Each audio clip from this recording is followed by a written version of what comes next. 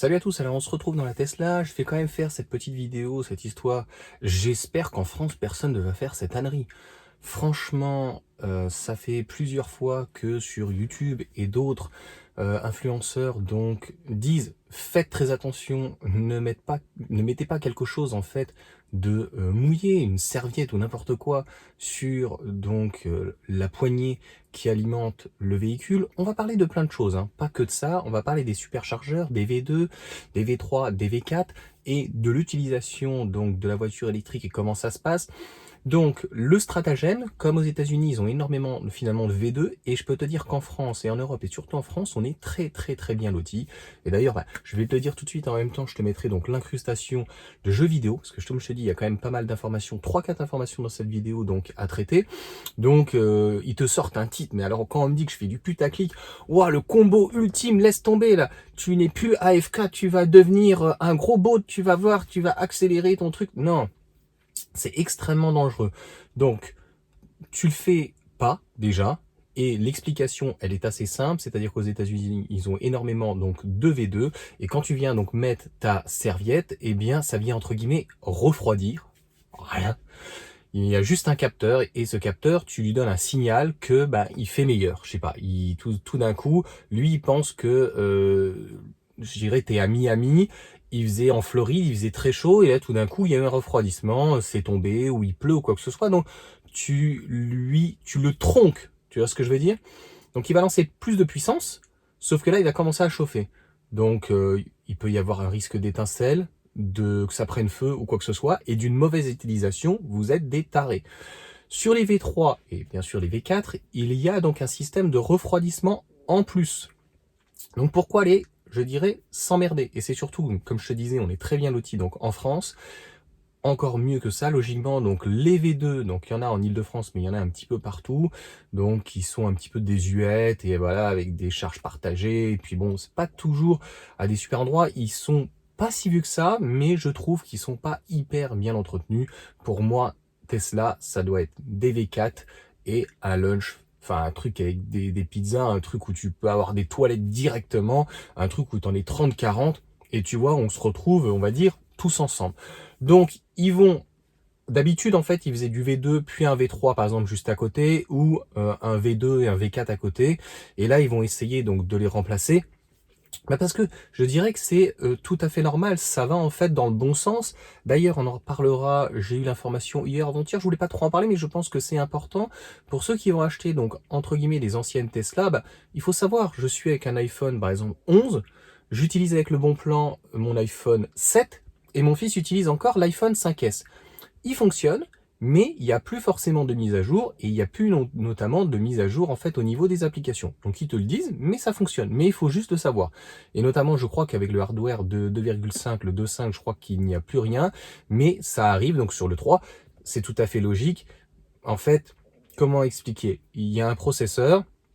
À chaque fois, on vient apporter des améliorations. Ces améliorations, en fait, sont, on va dire, souvent plus stylistiques, plus rapides. Ça va toujours plus vite. Donc, le processeur est dépassé et va pas mourir, mais en gros, voilà, ça s'arrête. On en reparlera en tout cas dans une vidéo. Donc, et là, c'est tout à fait la même chose. Donc, les V2 vont disparaître au profit donc des V4. Et franchement, ça va être très bien. Donc, pour les utilisateurs, c'est toujours le combo parfait chez Tesla, puisque la voiture, la charge et donc la charge à la maison, le téléphone, enfin du moins l'application, et peut-être donc le Tesla Phone donc qui devrait peut-être arriver. Donc ils font peut-être genre qui travaillent pas ou quoi que ce soit.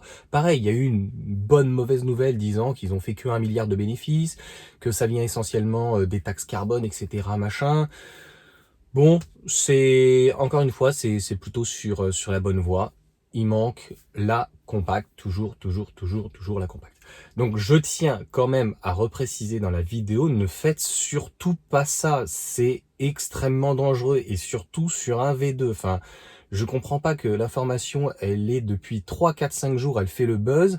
Et je te dis donc sur jeux vidéo, le mec ne va lire que le titre. Je vais mettre un gros, ne fais pas ça.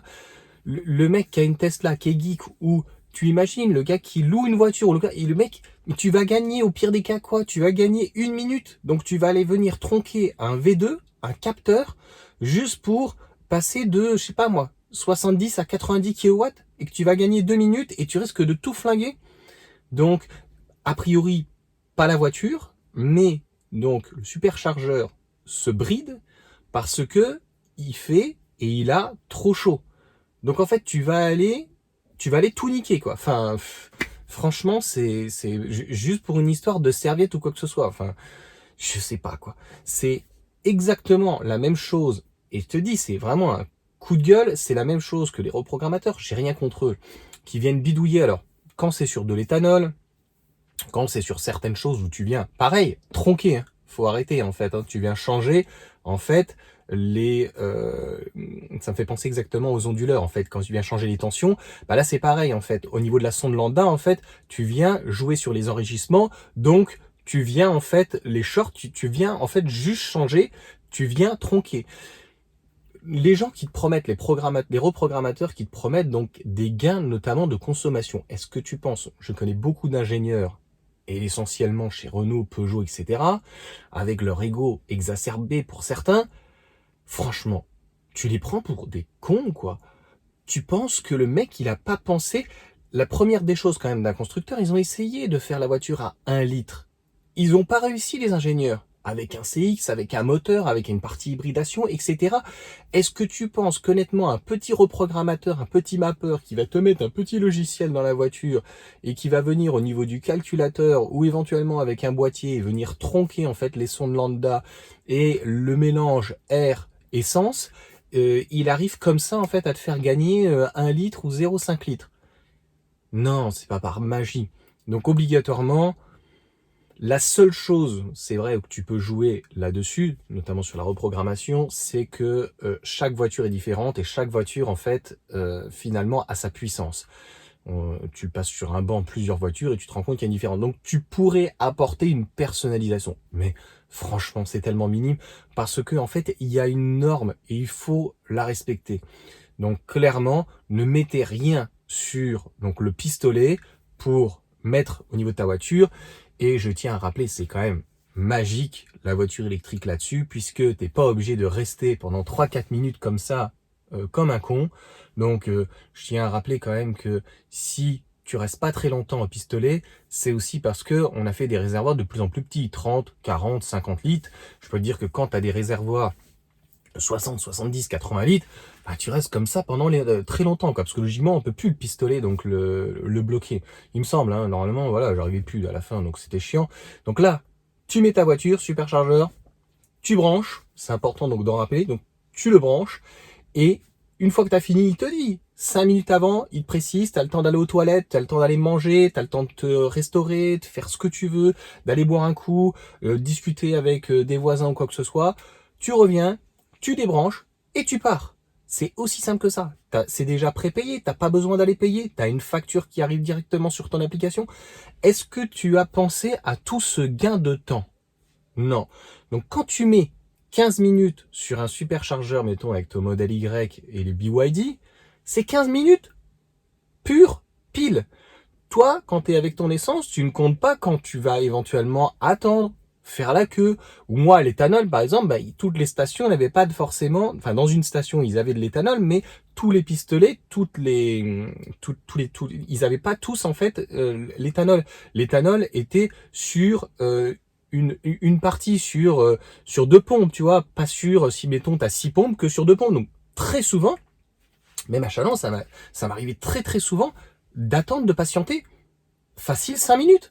Donc, tu ne comptes pas le temps que tu patientes, tu ne comptes pas le temps où tu es là comme ça avec ton pistolet, et souvent quand on part en vacances, honnêtement, tu t'arrêtes toutes les 3-4 heures, tu vas pas t'arrêter toutes les 8 heures, et tu vas à un moment donné aux toilettes.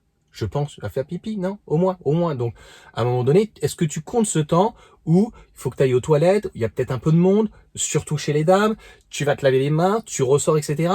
Franchement, 5 minutes tu patientes, 5 minutes où tu pompes, plus le paiement et 5 minutes où tu vas aux toilettes, tes 15 minutes, t'y es largement. Donc à un moment donné, faut arrêter de nous prendre pour des jambons.